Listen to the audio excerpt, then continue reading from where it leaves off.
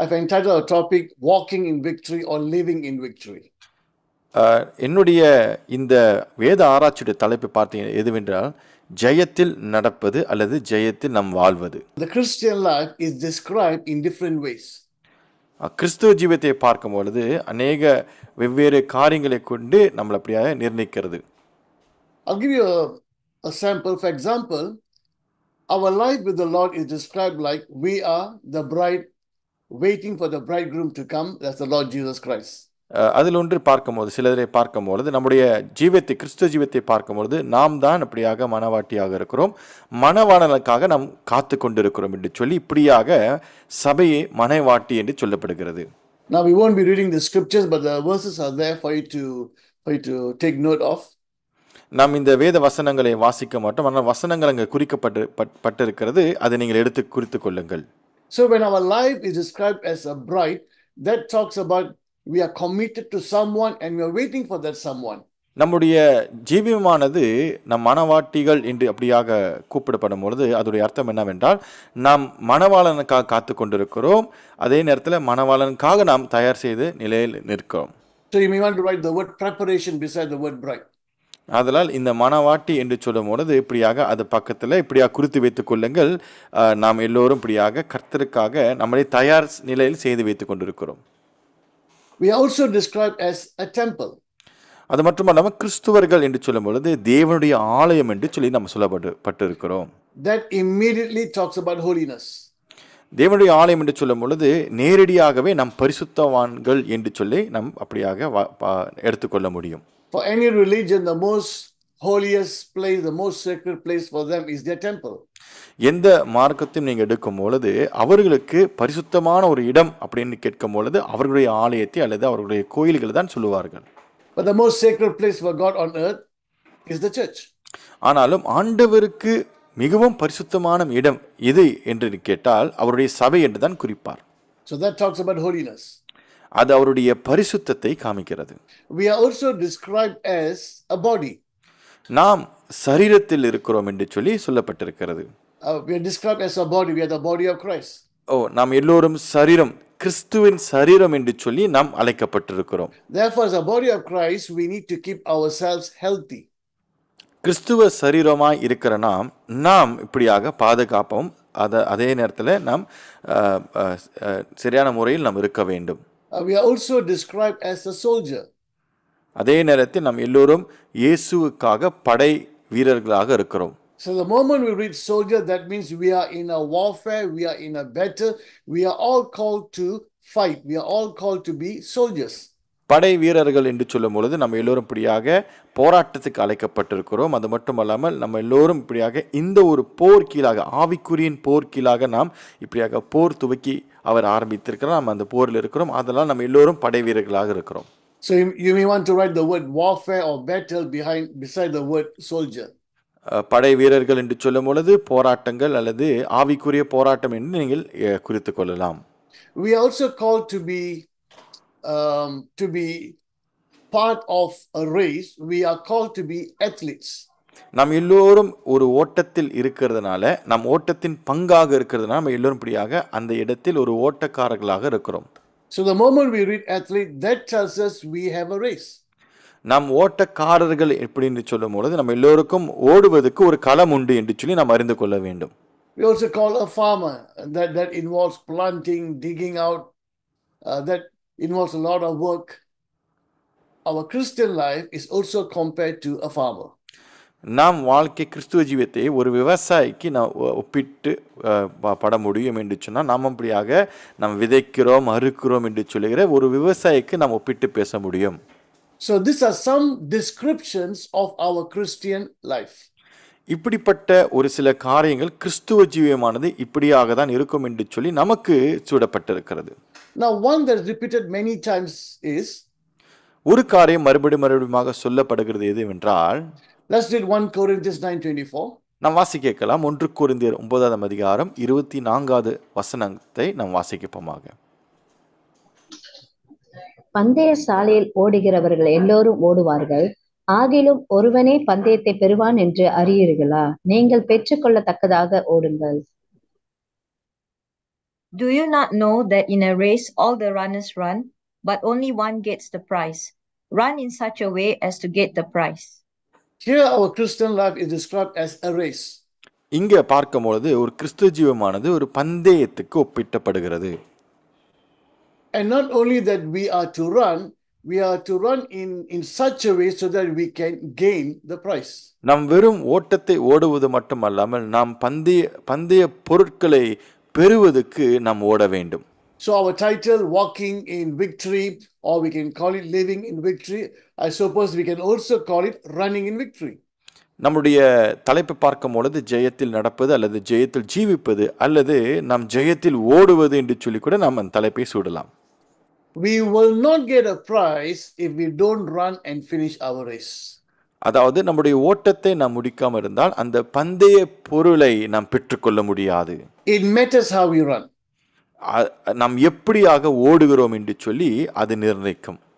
Run with a focus. Our focus is we have a finishing line. Our focus is we must get the prize that God has prepared for us. So we don't simply run. We don't run aimlessly. We run focusing on the prize. நாம் ஓடும் பொழுது நாம் அப்படியாக ஒரு நோக்கத்தோட ஒரு குறியோடு ஓட வேண்டும். அந்த பந்தய பொருளை பெற்றுக்கொள்ள வேண்டும் என்று சொல்லி நாம் ஓட வேண்டும். நாம் சும்மாவாக அல்லது நாம் அப்படியே வெறுமையாய் ஓடுவதில்லை. ஒரு நோக்கமே இல்லாமல் அப்படிப்பட்ட ஒரு ஜீவியத்தை நாம் வாழ்வதில்லை. Hebrews chapter 12 verse 1. Let's read this verse and we find again race being mentioned. எபிரேயர் 12ஆம் அதிகாரம் முதல் வசனத்தை நாம் வாசிக்கப்போமாக மறுபடியும் இந்த இடத்துல ஓட்டத்தை குறித்து நாம் வாசிக்க முடியும்.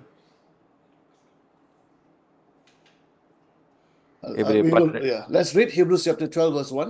எபிரேயர் 12ஆம் அதிகாரம் முதல் வசனம். Therefore, since we are surrounded by such a great cloud of witnesses, let us throw off everything that hinders and the sin that so easily entangles, and let us run with perseverance the race marked out for us.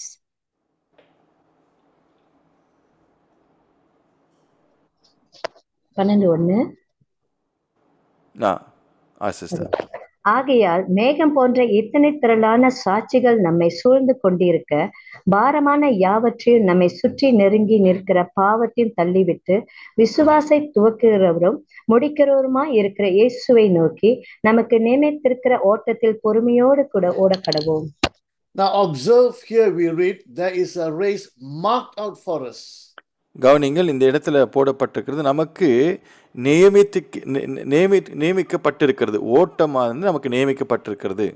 Every one of us, God has set a race. நம் ஒவ்வொரு பேருக்கும் ஒரு ஓட்டத்தை நியமிக்கப்பட்டிருக்கிறது.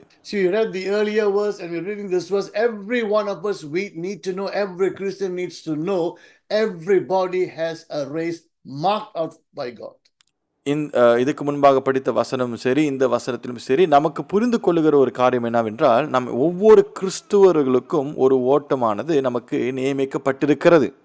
Now we may not have the same race, we may not have the same work to be done. ஒருவேளை நமக்கு எல்லாருக்கும் ஒரே ஓட்டம் அல்லது ஒரே பந்தய சாலை இல்லாமல் இருக்கலாம். My race is not to compete with you. என்னுடைய ஓட்டமானது உங்களிடத்தில் போட்டி போட அல்ல. Our races are not against each other. நம்முடைய ஓட்டமானது நம் ஒருவருக்கு ஒரு போட்டி போட்டு ஓடுவதல்ல. You know, we imagine the 100 meters race. We all got our own lanes like what we see in this picture. யோசித்து பாருங்க, நம்ம எல்லாரும் அப்படியே ஒரு 100 மீட்டர் ஓடுகிறோம்.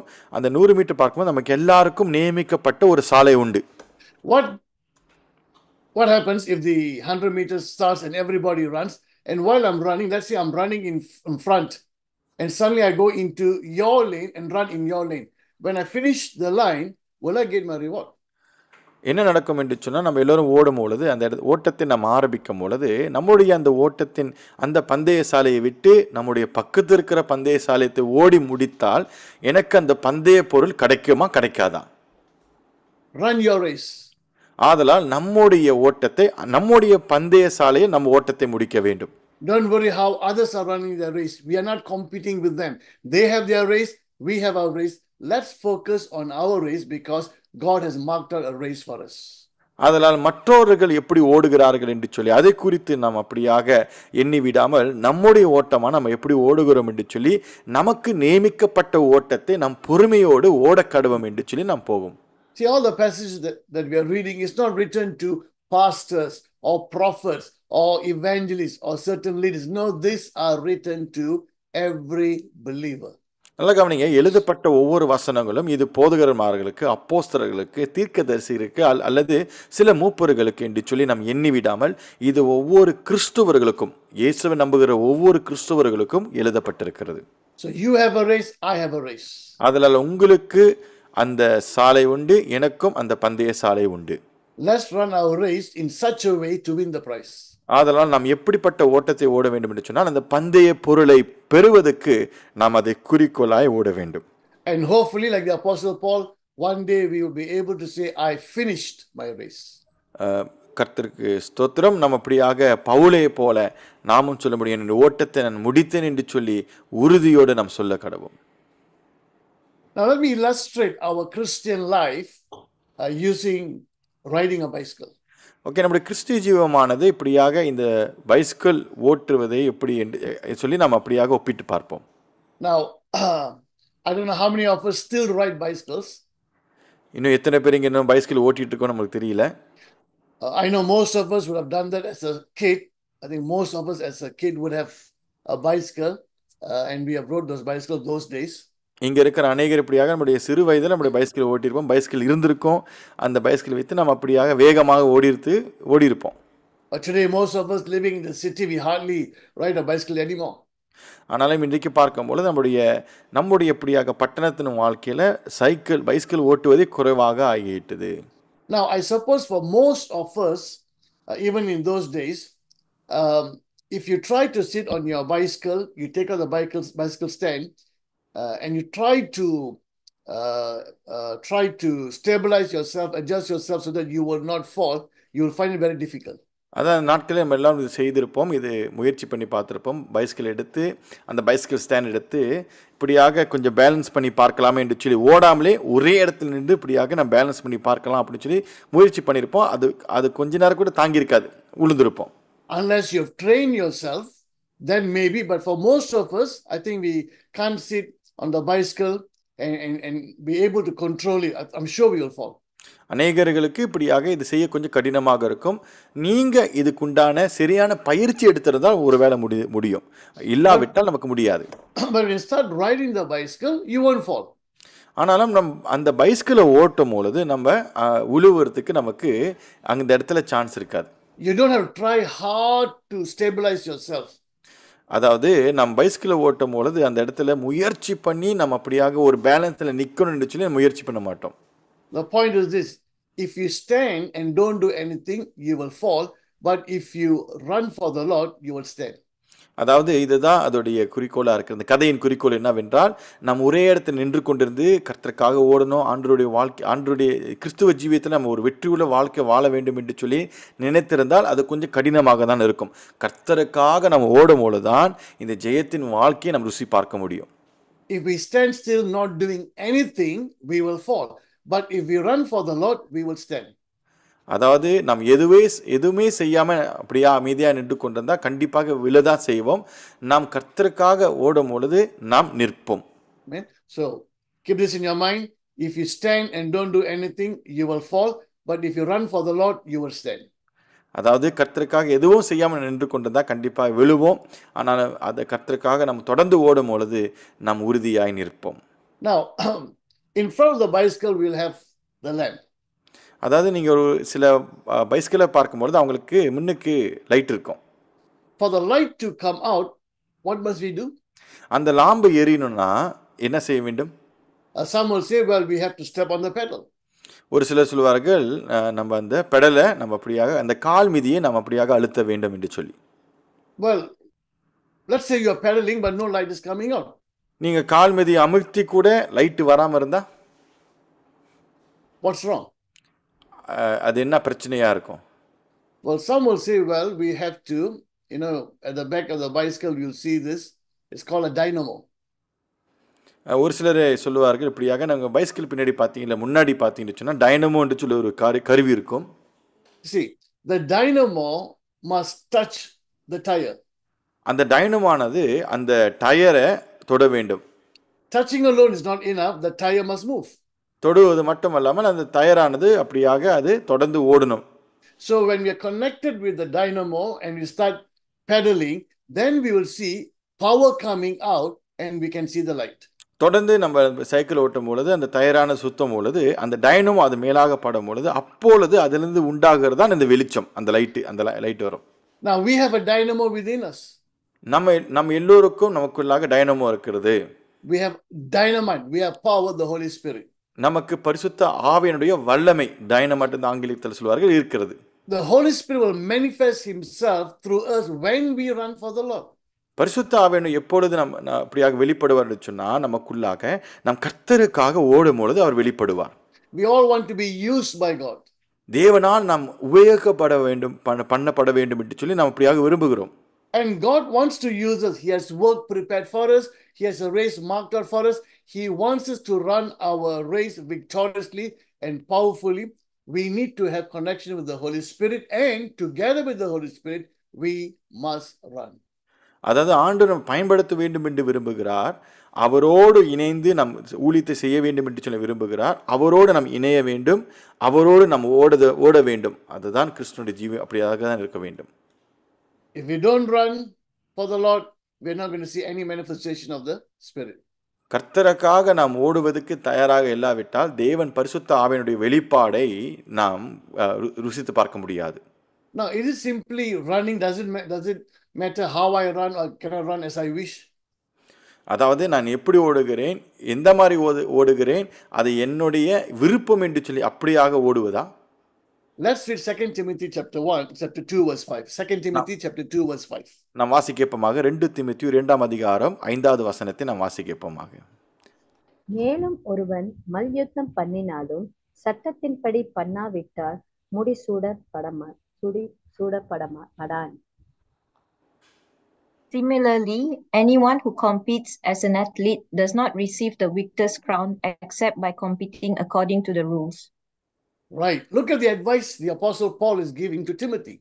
இங்க திமுத்தின் இடத்துல பவுல் சொல்லுகிற நல்ல ஒரு ஆலோசனை கவனிங்க. What's given to Timothy is given to us.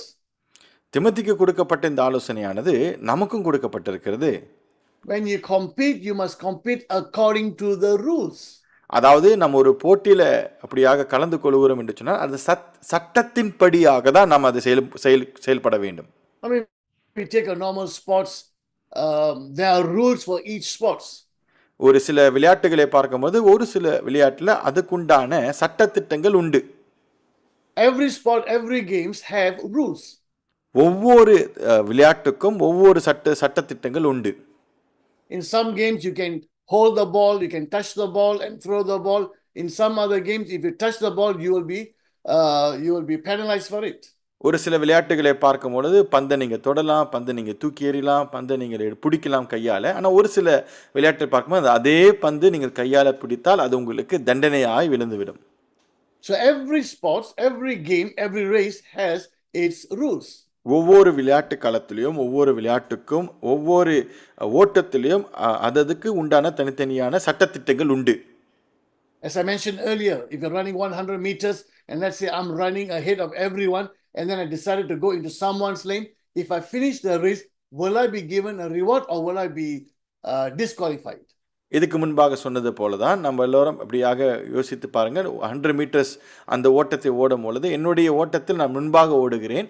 ஆனாலும் என்னுடைய அந்த பந்தய சாலையை விட்டு இன்னொருடைய பந்தய சாலையில் ஓடிட்டு நான் முடிக்கிறேன்.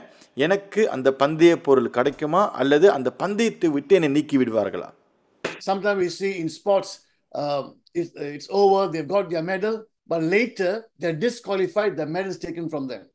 சில நேரத்தில் சில விளையாட்டில் நாம் பார்க்கும்பொழுது அவர்களுக்கு அந்த பந்தய பொருள் கிடைப்பது உண்டு. ஆனாலும் தீர விசாரித்த பிறகு அவர்கள் அதுக்கு உகந்தவர் அல்ல, சில தவறு நடந்து விட்டுன்னு சொல்லி அவர்கள் இடத்திலிருந்து அந்த பந்தய பொருளை மறுபடியும் எடுத்து விடுவார்கள். Because after testing they find out they have taken illegal substance, like steroids, to enhance their performance, but those are illegal. Once they find out, they are disqualified and the prize is taken away ஏன் from என்று them. சொன்னால் இந்த பந்தய காரியத்தை ஜெயிப்பதற்கு இவர்கள் ஒரு சில போதைப் பொருட்கள் எடுத்து அந்த அந்த போதைப் பொருள் அவர்களுக்கு அப்படியாக சில பலத்தை கொடுக்கறதுனால இது கண்டுபிடித்தார்கள் என்று சொன்னால் அவர்களுக்கு கொடுக்கப்பட்ட அந்த பந்தய பொருளை மறுபடியும் எடுத்து அவர்கள் அந்த விளையாட்டு விட்டு நீக்கி விடுவார்கள். ஏனென்றால் அந்த விளையாட்டுடைய சட்டத்திட்டத்துக்கு இது முரணானது. So I have a race marked out for me. ஆதலால் எனக்கு இப்படியாக ஒரு பந்தயமானது நிர்ணயிக்கப்பட்டிருக்கிறது. When I say I am talking on behalf of everyone, we have our race marked out. நமக்கு அதாவது ஒரு பந்தயமானது நமக்கு நிர்ணயிக்கப்பட்டிருக்கிறது. We have to run in such a way to win. நாம் எப்படிப்பட்ட ஓட்டத்தை ஓட வேண்டும் என்று சொன்னால் அந்த பந்தய பொருளை பெறுவதற்கு நாம் ஓட வேண்டும். Thirdly, we must run according to the rules. மூன்றாவதாக சட்டத்தின்படி நாம் அந்த பந்தயத்தை நாம் ஓட வேண்டும். Where do we find the rules for our race? நம்முடைய பந்தயத்துக்கு சட்டத்தை நாம் எங்கிருந்து கண்டுபிடிப்பது? Well, the simple answer we all know is the Bible, the word of God. ரொம்ப இலகுவான ஒரு பதில் தான், நம்ம எல்லாருக்கும் தெரியும். வேத வசனத்திலிருந்து நம்ம சட்டத்தை கற்றுக்கொள்ள முடியும். So as we run our race, there must be integrity, there must be honesty, there must be humility, there must be holiness. All of this we can bring as rules to run our race. அதனால் இந்த பந்தயத்தில் நாம் கலந்து கொள்ள வேண்டும் என்று சொன்னால் நமக்கு இப்படியாக நம் உண்மையோடு ஓட வேண்டும், சத்தியத்தோடு ஓட வேண்டும், நமக்கு அப்படியாக தாழ்மை குணம் இருக்க வேண்டும். இது எல்லாமே நமக்கு ஒரு பந்தயத்தின் சட்டத்திட்டமாக நம் வாழ்க்கையில் செயல்படுத்த வேண்டும். So it matters how we run our race. Now when you talk about running our race, how we live our Christian life, it matters how we live. ஆதலால் நம்முடைய பந்தயத்தை நாம் சரியாக ஓட வேண்டும் அப்படின்னு சொல்லும்போது கிறிஸ்துவ பாஷையில் சொல்ல வேண்டும் என்று சொன்னால் நம்முடைய கிறிஸ்துவ ஜீவியத்தை நாம் எப்படி வாழ்கிறோம் அந்த காரியமானது நம்ம சரியாக வாழ்வதற்கு அது சரியான ஒரு காரியத்தை நாம் கையாள வேண்டும். Today is common to hear, you don't judge me, this is my life, I will do what I want. The Lord looks at my heart. You know, they talk like this and they run their race breaking the rules that's been given. அதில் இன்னைக்கு அநேகர் பேர்கள் சொல்லுகிற ஒரு காரியம் என்னவென்றால், நீங்கள் என்னை நியாயத்திருக்க வேண்டாம், என்னுடைய வாழ்க்கை கர்த்தர் என்னை நியாயத்திருப்பார் என்று சொல்லி இப்படிப்பட்ட காரியங்களை நாம் சொல்லி கொண்டிருக்கிறார்கள். இருப்பினும் நம் பந்தயமானது நமக்கு கொடுக்கப்பட்ட அந்த பந்தயத்தை ஓட்டத்தை நாம் எப்படி ஓடுகிறோம் என்று சொல்லி நாம் அதை சரியாக கையாளுவது வேண்டும். Now, when you run your race, you may fall. நம்முடைய பந்தயம் ஓட்டத்தை ஓடும் பொழுது நம்ம விழதான் செய்வோம். Get up and continue. நாம் மறுபடியும் எழும்பி ஓட வேண்டும். Don't think someone may have overtaken me. நினைக்காதீங்க இன்னொரு ஆளை அப்படியாக அவர்களை மேற்கொண்டு போயிருவாங்க. We are not running, competing against anyone else. We are running our own race that God has marked out for us. நாம் யாருக்கும் எவருக்கும் வேறாளுடைய நம் பந்தய சாலையில் ஓடாமல் நமக்கு நேர்மிக்கப்பட்ட பந்தயத்தை நம்முடைய பந்தய சாலையில் நாம் ஓட வேண்டும். The scriptures or God through his word promises us victory. வேதமானது அல்லது கர்த்தர் அவருடைய வசனத்தின் மூலமாக நமக்கு ஜெயம் உண்டு என்று சொல்லி அவர் வாக்குத்தத்தங்களை தந்திருக்கிறார். Let's read 2 Corinthians 2:14. நாம் வாசிக்கப்போமாக 2 கொரிந்தியர் 2ஆம் அதிகாரம் 14வது வசனம் வாசிக்கப்போம். கிறிஸ்துவுக்குள் எப்பொழுதும் எங்களை வெற்றி சிறக்க பண்ணி எல்லா இடங்களிலும் எங்களை கொண்டு அவரை அறிகிற அறிவின் வாசனை வெளிப்படுத்துகிற தேவனுக்கு ஸ்தோத்திரம். But thanks be to God who always leads us as captives in Christ's triumphal procession and uses us to spread the aroma of the knowledge of him everywhere. God always leads us in victory. கிறிஸ்துவுக்குள் எப்பொழுதும் எங்களை வெற்றி சிறக்க பண்ணுவார். Always leads us in victory. நாம் எப்பொழுதும் நம்மளை வெற்றி சிறக்க பண்ணுவார். But I want to emphasize this, in Christ Jesus. அதாவது நாம் இந்த காரியத்தை நல்லா கவனிங்க, கிறிஸ்துவுக்குள். We are always led in victory in Christ Jesus.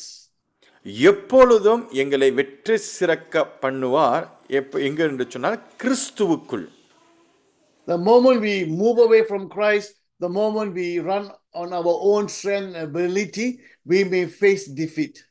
அதாவது நாம் எப்பொழுது கிறிஸ்து அல்லாமல் நம் தனி ஓட்டத்தை அல்லது ஒரு தனி காரியங்களை செய்து கொண்டிருக்கிறோமோ கிறிஸ்துவ அல்லாமல் அப்பொழுது சில நெருக்கடியை நாம் சந்திப்போம். This means that we are expected to experience victory every single day. அப்படி என்றால் இந்த வசனத்தை வாசிக்கும் பொழுது ஒவ்வொரு நாளும் என்னுடைய வாழ்க்கையில எப்பொழுதும் நமக்கு வெற்றி சிறக்க இயேசு பண்ணுகிறார். Let's read another verse, Romans 8:37. இன்னொரு வசனத்தை நான் வாசிக்கப்போமாக ரோமர் 8:37 வசனத்தை நான் வாசிக்கப்போமாக.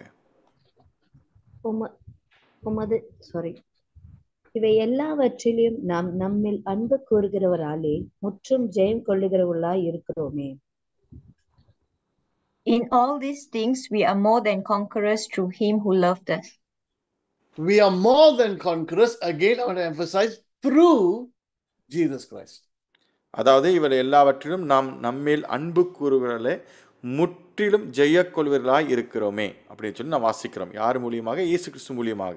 You see, I want you to focus in Christ, through Christ. இயேசு கிறிஸ்து மூலியமாக, இயேசு கிறிஸ்துக்குள்ளாக. Living a life of victory doesn't mean a life without trials and troubles and problems. அதாவது நம் ஜெயமுள்ள வாழ்க்கை வாழ்கிறோன்னு சொல்லும் பொழுது வாழ்க்கையில் கஷ்டம் இல்லாமல் நெருக்கடி இல்லாமல் சில பாடுகள் இல்லாமல் வாழுகிறோம் என்று சொல்லி அர்த்தம் அல்ல. Because the same Bible that promises us victory also tells us that we will face trials and tribulations.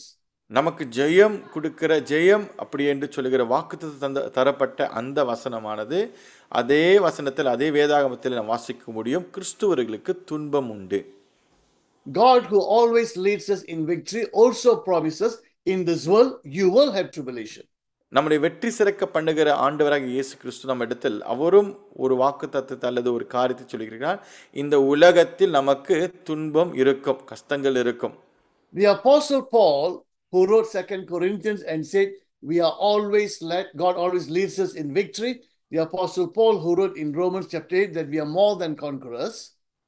அது அப்போஸ்தலர் பவுலை பார்க்கும் பொழுது கிறிஸ்துவுக்குள் நம்மை அவர் அப்படியாக வெற்றி சிறக்க செய்கிறார் என்று சொல்லி அந்த வசனத்தையும் இந்த ரோமர் 8:37 வசனத்தை வாசித்து எழுதினவர் இதை பார்க்கும் பொழுது you look at his life, for example, in 2 Corinthians, Paul gives a long list of what he went through. அதாவது அவருடைய வாழ்க்கையை பின்னணி பார்க்கும் பொழுது 2 கொரிந்தியர் அவர் எழுதியிருப்பார் எப்படிப்பட்ட பாடுகள் மத்தியில் அவர் ஊழியம் செய்து கொண்டிருக்கிறார் என்று சொல்லி. He was beaten, even one time he will be stoned and left to die. அவர் அடிக்கப்பட்டார், கல்லெறியப்பட்டு ஒரு முறைப்படியாக அவர் மரித்து விட்டார் என்று சொல்லி விட்டு சென்று விடுவார்கள். Therefore, facing suffering, facing tribulation, even being beaten up, that doesn't mean that is defeat.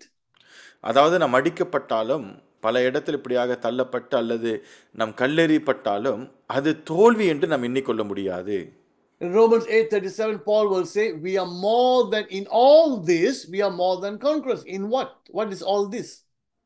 அதாவது நாம் ரோமர் 8:37 வசனத்தில் வாசிக்கிறோம் முற்றிலுமாய் நாம் ஜெயக்கொள்வர்களாக இருக்கிறோமே அப்படின்னு சொல்லி வாசிக்கிறோம். Let's read verse 37 again.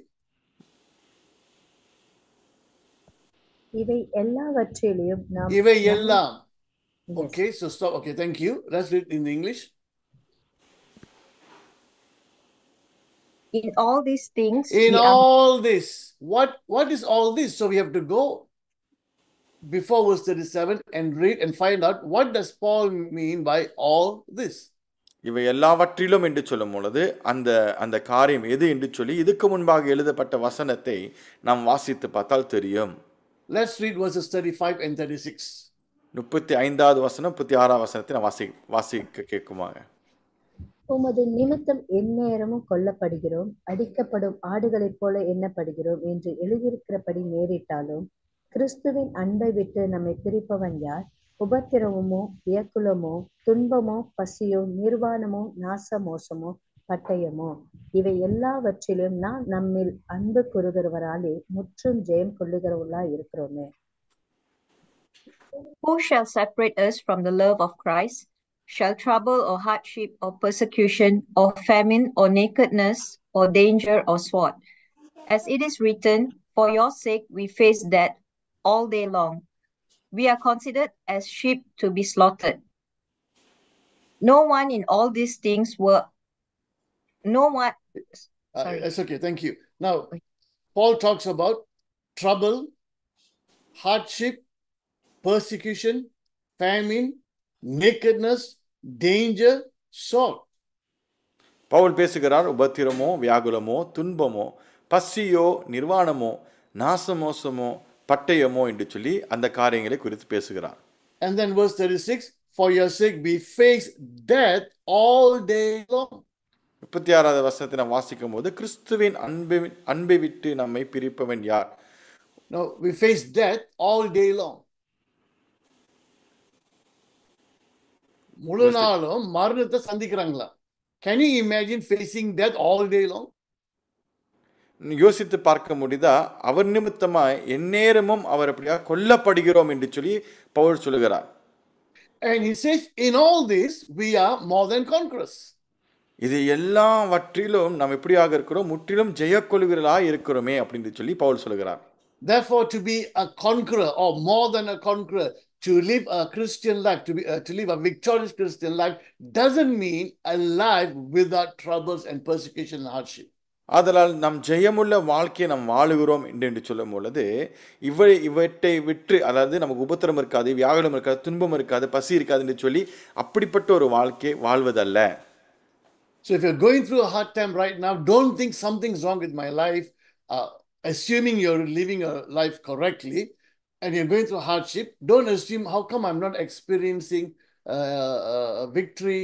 It feels I'm experiencing defeat. Don't think like that. அதாவது உங்கள் வாழ்க்கையில் ஒரு சில காரியங்கள் நெருக்கடி, நீங்கள் இப்படி துன்பத்தை நீங்கள் கடந்து போகும் பொழுது என் வாழ்க்கையில் ஏதோ ஒரு காரியத்தில் இப்படியாக நான் தவறு செய்து விட்டேன் என்று சொல்லி அப்படியாக எண்ணி விடாதீர்கள். Victory is walking with the Lord in all situations. ஜெயம் என்பது இயேசுவுடைய எல்லா சூழ்நிலையிலும் நடப்பது. If you're going through a hard time, but if you're walking with Jesus, you are living in victory. உங்கள் வாழ்க்கையில் நீங்கள் அப்படியாக ஒரு நெருக்கடி சந்திக்கிறீங்க, ஆனாலும் அந்த நெருக்கடியிலும் தேவனுடைய நடந்து கொண்டிருக்கிறீர்கள், அதுதான் உங்களுடைய ஜெயம். Everything seems to be against you, but you're walking with Jesus, you're walking victory. எல்லாமே உங்களுக்கு எதிராக வருகிறது, ஆனால் இயேசு கூட நீங்கள் நடந்து போறீங்க என்று சொன்னால் அதுவே உங்களுக்கு ஜெயமாய் மாறுகிறது. So remember, a victorious life or running our race or living victoriously does not mean absence of troubles and tribulation. அதனால் ஞாபகத்தில் வைத்துக் கொள்ளுங்கள், இப்படியாக ஒரு ஜெயமுள்ள வாழ்க்கை என்று சொல்லும் பொழுது கஷ்டம் இல்லாத வாழ்க்கை, நெருக்கடி இல்லாத வாழ்க்கை, அப்படிப்பட்ட ஒரு வாழ்க்கை அல்லாமல். Good example, the Apostle Paul, who wrote about victory, who went through all kinds of suffering, and yet he can say more than conqueror. நல்ல ஒரு உதாரணம் என்ன அப்போஸ்தலர் பவுலை பார்க்கும் பொழுது அவர் ஜெயத்தை குறித்து எழுதியிருக்கிறார். நாம் எல்லாவற்றிலும் இப்படியாக ஜெயமுள்ளவர்களாக இருக்கிறோம் என்று சொல்லி அவ்வளோ எழுதினவர் அவரும் பல பாடுகள் மத்தியில் கடந்து போயிருக்கிறார். Now, we won't read this passage, but you can write this down. Matthew chapter 7, verse 24 to 27.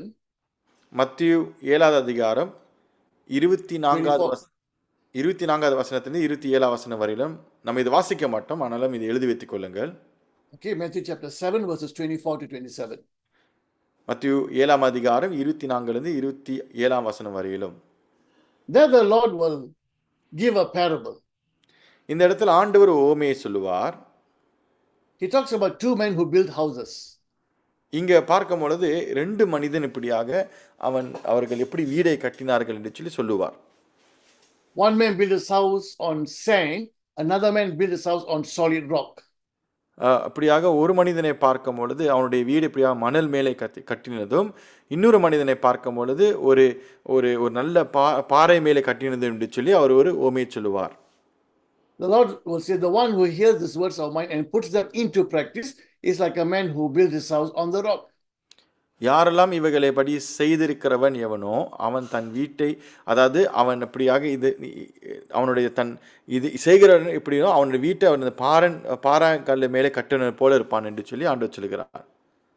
Jesus will say, those who hear my words and put them into practice is like a man who built his house on rock, good solid foundation.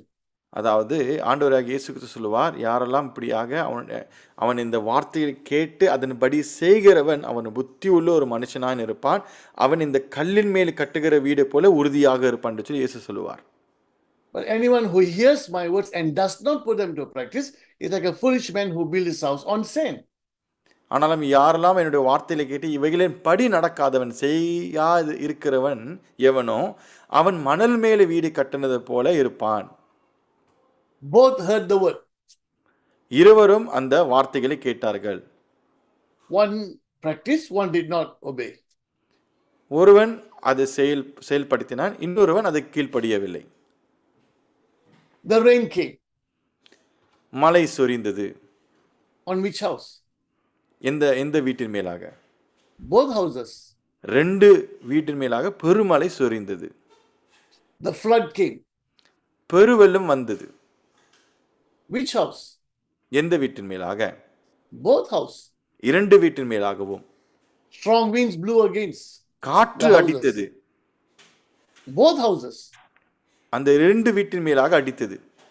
So both houses representing life, both persons went through the flood and the rain and the wind, meaning both went through similar difficult situations. 2 வீடுமானது இப்படியாக ஒரு ஜீவியத்தை நாம் பார்க்கிறோம். இந்த 2 வீடுமானது மழை அடித்தது, பெருவெள்ளம் வந்தது, காற்று அடித்தது, அந்த 2 வீட்டின் மேலாய் மோதினது நாம் பார்க்கிறோம். ஆனாலும் இந்த 2 the guy who obeyed the word of God went through difficult moments like the man who did not obey the word of God. கர்த்தரை கீழ்ப்படிந்தவன், அவருடைய வார்த்தைக்கு இப்படியாக சரியாக செய்தவன், அவனும் இந்த கஷ்டத்தை கடந்து சென்றான், அந்த இன்னொரு மனிதனை போல. I want to tell you, whether you pray or don't pray, we all will go through difficult times. நாம் ஜெபிக்கிறோமோ ஜெபிக்கலையோ, நம்ம எல்லாரும் நம் வாழ்க்கையில கடினமான காரியங்களை அல்லது காலத்துக்குள்ளாக நாம் கடந்து செல்வோம். Whether you read the Bible or not, you will go through difficult times. நாம் வேதத்தை வாசிக்கிறோமோ இல்லையோ, நம் வாழ்க்கையில கடினமான காலத்துக்கு நாம் கடந்து செல்வோம். Whether we are regularly attending church or not, we'll go through difficult times. நம் சபைக்கு வருமோ இல்லையோ, நம்ம வாழ்க்கையில கஷ்டங்கள் இருப்பது உண்டு. Whether we are really living our Christian life, yes or no, both will go through difficult times. நம்முடைய கிறிஸ்துவ ஜீவியத்தை நாம் சரியாக வாழ்கிறோமோ இல்லையோ, நம் வாழ்க்கைக்கு இந்த மாதிரியான கஷ்ட காலங்கள் நடப்பது உண்டு. Oh, what's the point of praying? I'm praying so much and that guy hardly prays, hardly come to church. I'm very faithful, yet I'm also going through difficult time just like him. What's the difference? அதாவது நான் எவ்வளோதான் ஜெபித்தாலும் என்னதான் புண்ணியம் ஏன்னு சொன்னால், நான் எவ்வளோதான் ஜெபித்தாலும் கஷ்டப்படுகிற அவங்க கூட சேர்ந்து நானும் தானே கஷ்டப்படுகிறேன் சொல்லி நாம் அந்த காரியத்தை முறுமுறுத்து கொண்டு இருக்கலாம். The difference is one will fall, one will stand. இதோடைய வித்தியாசம் என்னவென்றால், ஒருவன் விழுந்து விடுவான், ஒருவன் நிற்பான். Because you're holding on to Jesus, you're spending time with him. When you go through storms, Christ will hold you. ஆண்டவராக இயேசு கிறிஸ்து நாம் பிடித்திருக்கும் பொழுது, நம் வாழ்க்கையில் புயல் காற்றடிக்கும் பொழுது, ஆண்டவராக இயேசு கிறிஸ்து அவரே நம்மளை பிடித்திருக்கிறாய் காணப்படுவார். In the book of Hebrews, we read that Christ is our anchor. நாம் எபிரேய புத்தகத்தில் வாசிக்கிறோம், அவரே நம்முடைய நங்கூரமாக, இயேசுவே நம்முடைய நங்கூரமாக இருக்கிறார் என்று சொல்லி வாசிக்க முடியும். You know, big ships, they'll put down anchors. Why? When the waves hit, yes, the ship may move a little bit, but it won't go very far away. It may move a little bit, but it will be there because the anchor is pulling it. பெரிய பெரிய கப்பைகளை பார்க்கும் பொழுது, ஒரு பெரிய புயல்கள் நடுவில் அல்லது பெரிய அலை ஓட்டத்தின் நடுவில் அவர்கள் நங்கூரத்தை இறக்கி விடுவார்கள். ஏன் என்று சொன்னால், அந்த கப்பலானது அந்த இடத்தை விட்டு நகராது, கொஞ்சம் தான் நகர்ந்திருக்கும் என்று சொன்னால், அந்த நங்கூரமானது அந்த கப்பலை பிடித்திருக்கும். So if you have Christ as your anchor, you are running with the Lord, we will face difficult times. We will face persecution, trials and tribulation, but the difference will be this: we will walk with the Lord. So walking with Jesus in any situation, in every situation, is victory. அதனால் இப்படியாக ஒரு கிறிஸ்தவனாக நாம் இருந்தாலும், ஜெபிக்கிற கிறிஸ்தவனாக இருக்கலாம், ஜெபம் இல்லாத ஒரு கிறிஸ்தவனாக கூட இருக்கலாம். ஆனாலும் நம்ம வாழ்க்கையில் இயேசுவை நங்கூரமாய் நாம் வைத்திருக்கும் பொழுது, நம் வாழ்க்கையில் எவ்வளோ பாடுகள் துன்பங்கள் வந்தாலும் அந்த நங்கூரமானது நம்மளை பிடித்திருக்கும், உறுதியாய் பிடித்திருக்கும். ஆதலால் ஜெயமுள்ள வாழ்க்கை என்று சொல்லும் பொழுது, தேவனோடு நாம் நடப்பது அல்லது தேவனோடு நாம் வாழ்வது. Let's read 1 John chapter 5 verses 4 and 5. நாம் வாசிக்கப்போமாக 1 யோவான் 5வது அதிகாரம் 4லிருந்து 5வது வசனம் வரையிலும் நாம் வாசிக்கப்போமாக. தேவனால் பிறப்பதெல்லாம் உலகத்தை ஜெயிக்கும், நம்முடைய விசுவாசமோ உலகத்தை ஜெயிக்கிற ஜெயம். இயேசுவானவர் தேவனுடைய குமாரர் என்றும் விசுவாசிக்கிறவனே அன்றி உலகத்தை ஜெயிக்கிறவன் யார்? For everyone born of God overcomes the world. This is the victory that has overcome the world, even our faith. Who is it that overcomes the world? Only the one who believes that Jesus is the Son of God.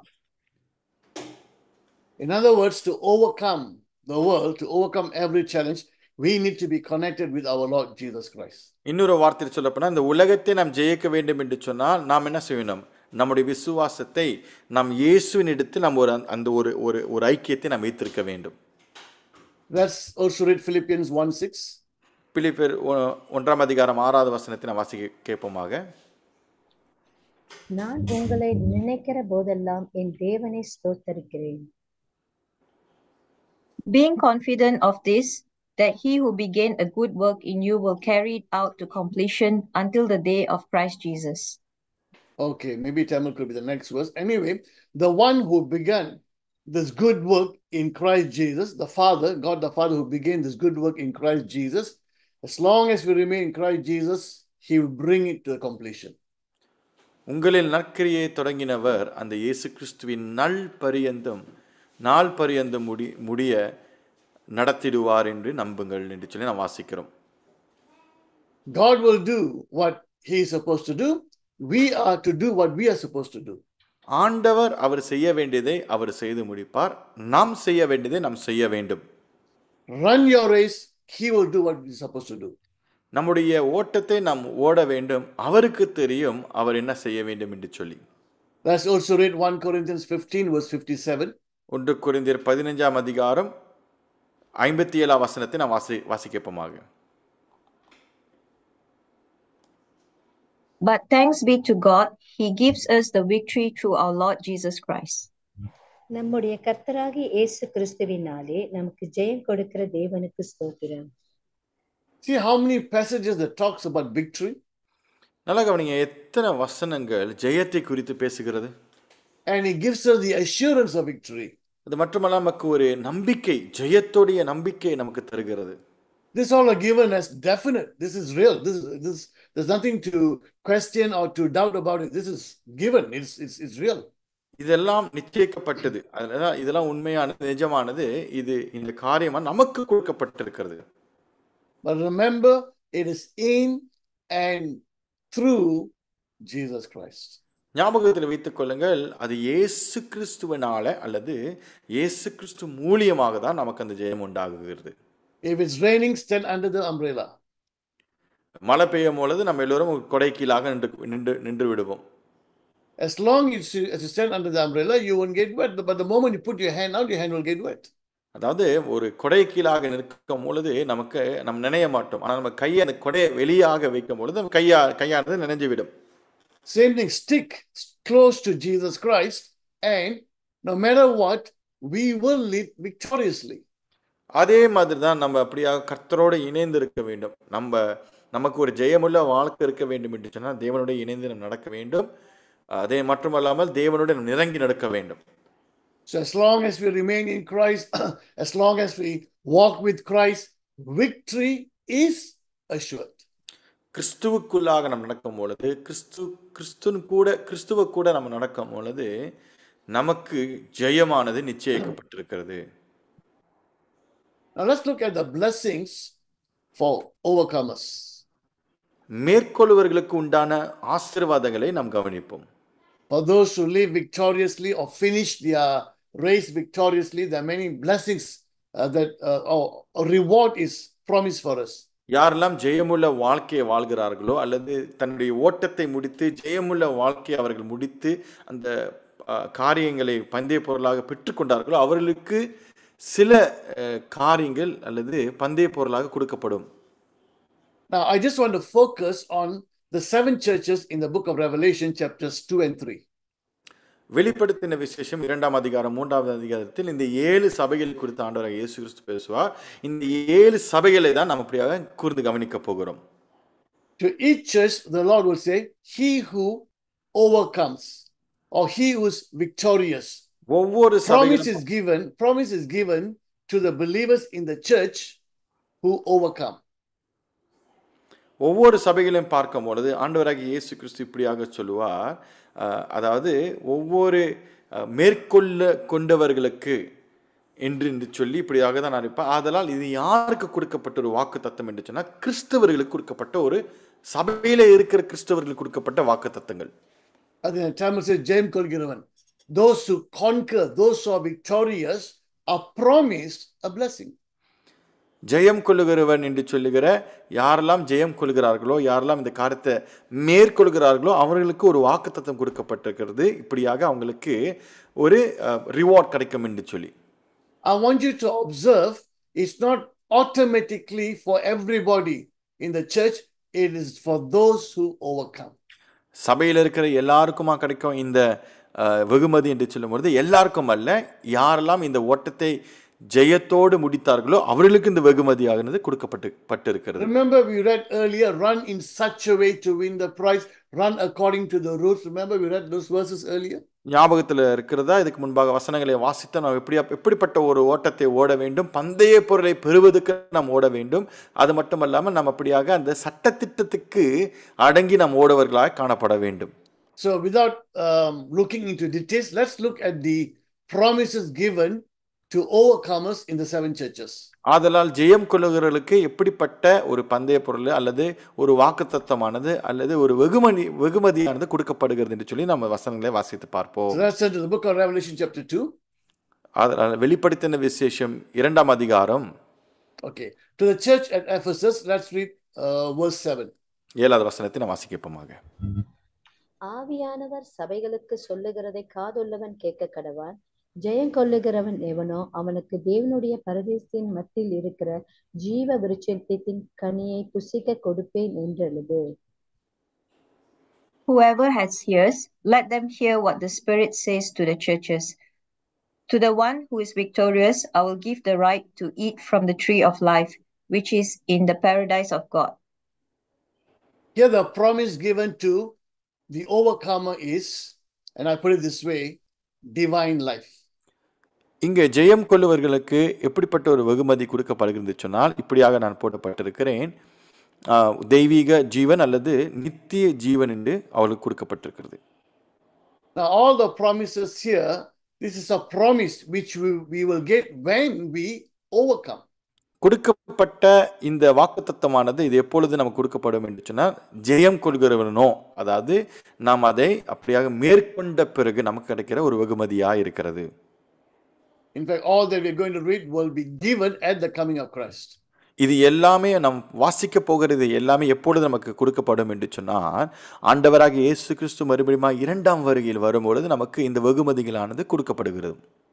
Okay, the second church, Smyrna, let's read verse 11.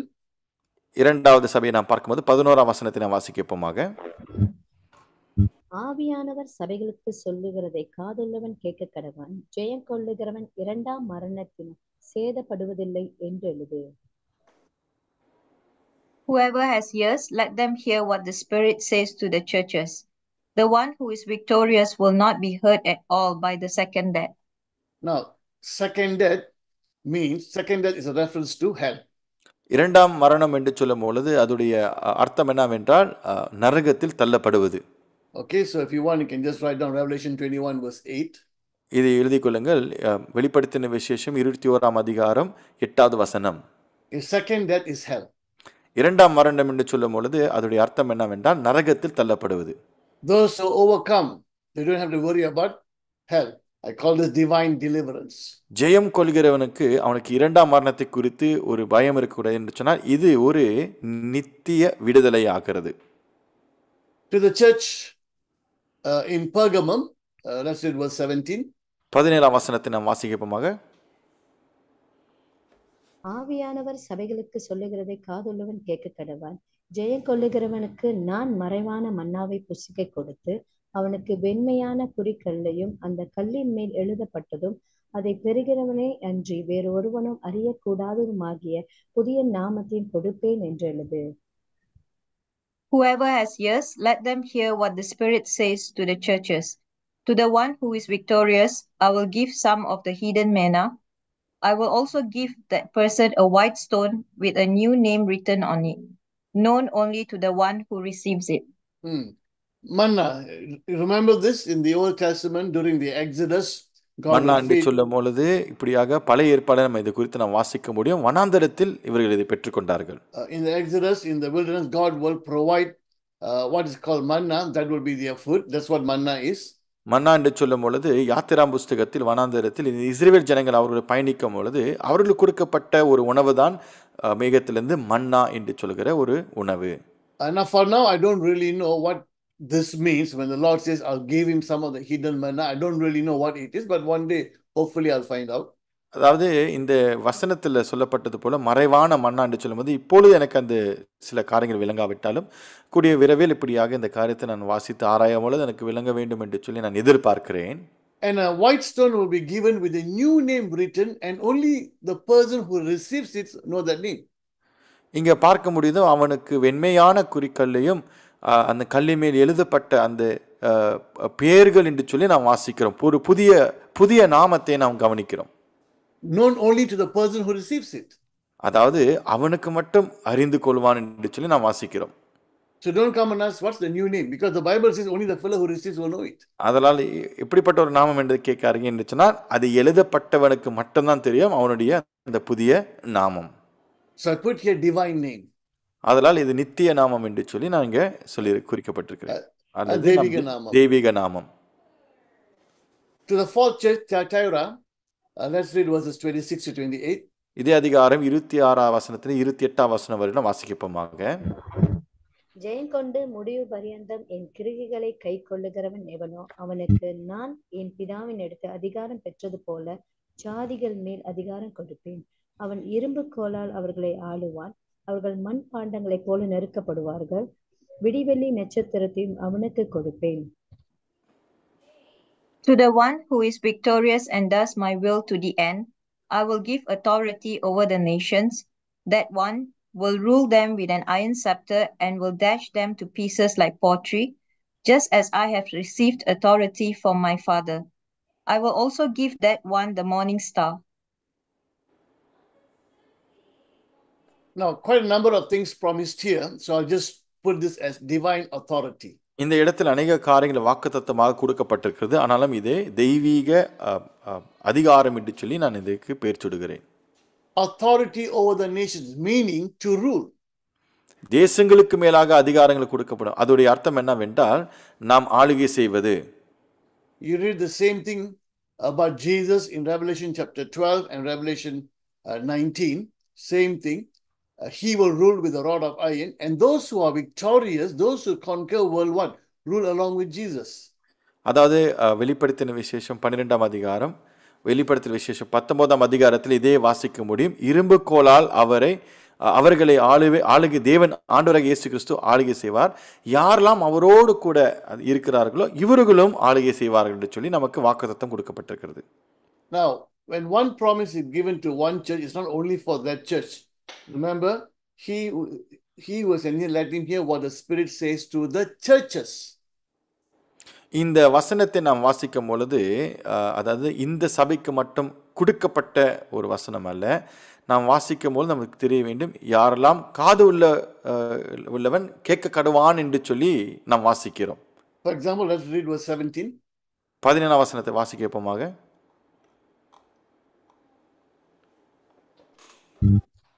ஆவியானவர் சபைகளுக்கு சொல்லுகிறதை காதுள்ளவன் கேட்க கடவான். ஜெயம் கொள்ளுகிறவனுக்கு நான் மறைவான மன்னாவை புசிக்க கொடுத்து அவனுக்கு வெண்மையான குறிக்கல்லையும் அந்த கல்லின் மேல் எழுதப்பட்டதும் அதை பெறுகிறவனே அன்றி வேறொருவனும் அறியக்கூடாதுமாகிய புதிய நாமத்தை கொடுப்பேன் என்றெழுது. Whoever has ears, let them hear what the Spirit says to the churches. Okay, to the churches. நாம் வாசிக்கிறோம் ஆவியானவர் சபைகளுக்கு என்று சொல்லி நாம் வாசிக்கிறோம். Not to only the church in Pergamum, but to all churches. பெர்கமும் உள்ள இந்த சபைக்கு மட்டுமல்லாமல் சபைகளுக்கு சொல்கிறது காதுள்ளவன் கேட்க கடவான் என்று சொல்லி இங்கே நாம் வாசிக்கிறோம். Let's read verse 29. 29ஆம் வசனத்தை நாம் வாசிக்கப்போமாக.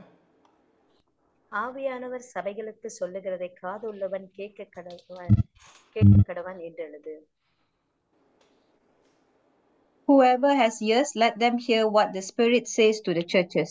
Again, it's not only to one church, it is for all the churches.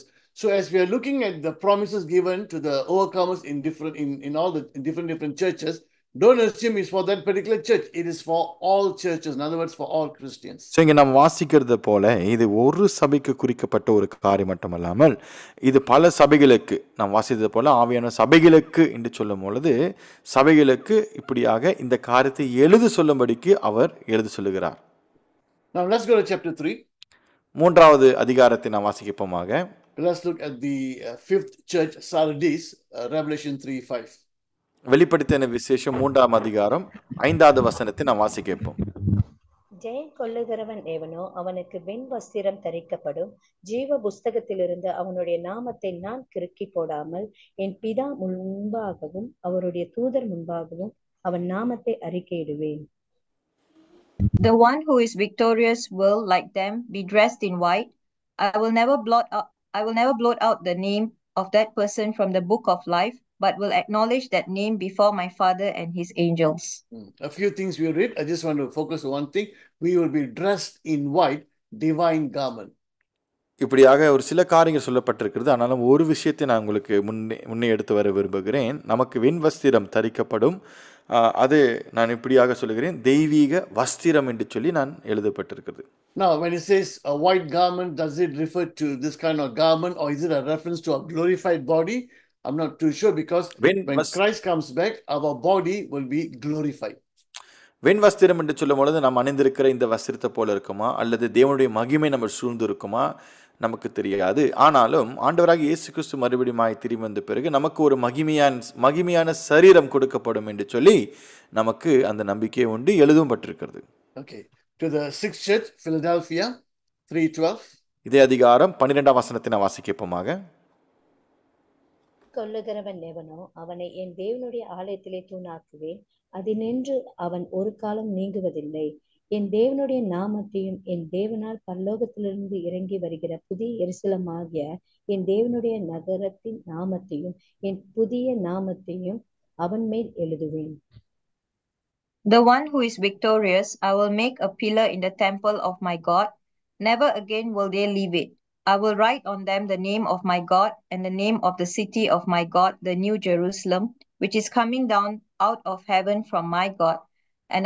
And I will also write on them my new name. A name written on us means we belong to that name. அதாவது நம்மேல் ஒரு நாமம் எழுதப்பட்டிருக்குன்னு சொல்லும் பொழுது அப்படி என்றால் என்ன அர்த்தம் என்றால் அவருக்குண்டானவர் என்று சொல்லி நாம் புரிந்து கொள்ள வேண்டும். Pillar in the temple of God. So I just put the divine position. அவனை என் தேவனுடைய ஆலயத்திலே தூணாக்குவேன் என்று சொல்லும் பொழுது என்னவென்றால் நமக்கு ஆண்டவர் ஒரு ஸ்தானத்தை அல்லது ஒரு தெய்வீக ஸ்தானத்தை தருகிறார். And the last church, Laodicea, 3:21. நாம் லவோடிசேயா சபை குறித்து நாம் வாசிக்கும் போது 3ஆம் அதிகாரம் 21ஆம் வசனத்தை நாம் வாசிக்கப்போமாக.